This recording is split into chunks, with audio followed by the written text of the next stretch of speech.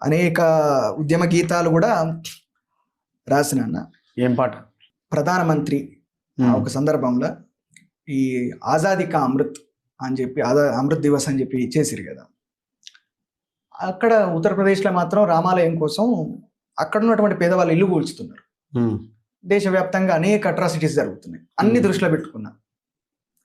అప్పుడు జెండాలు ఇస్తున్నారు, ఇంటింటికి జెండా ఇచ్చి ఇది చేస్తున్నారు, జెండా పంచే కార్యక్రమం పెట్టుకున్నారు.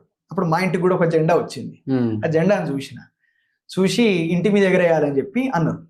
సరే అని చెప్పి ఎగిరేసినాం, ఇంటి మీద పెట్టినాక ఒక పాట మాత్రం అందుకుని, ఇండ్ల మీద బండ్ల మీద జెండలెగరవేయమంటే, ఆ ఇండ్ల మీద బండ్ల మీద జెండలెగరవేయమంటే అధికారులు ఇంటికచ్చి జెండ చేతికిచ్చినారు.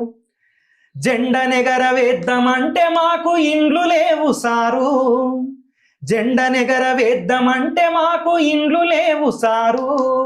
గా గుడులకు కోట్లిస్తుండ్రంట, మాకు ఒక్క గుడిసెను గట్టి సారు. ప్రధానమంత్రి గారు నరేంద్ర మోడీ గారు ప్రపంచ భరత సంపదనంగట్ల పెట్టినారు. ప్రధానమంత్రి గారు నరేంద్ర మోడీ గారు విశాల విశ్వగురువు మీరు, విషమేల జిమ్ముతారు అని చెప్పి ఈ పాటను అట్లా రాసిన. అది కంటిన్యూ చేస్తున్నా. ఇంకా అనేక సమస్యలు. ఇక్కడున్న ప్రభుత్వాల మీద ఏం రాయలేదా? ఇక్కడున్న ప్రభుత్వాల మీద అంటే ఇంతకు ముందు రగలవే తెలంగాణ పాట రాసిన అలాంటిది, కాకపోతే ఇంకా రాయలేదు.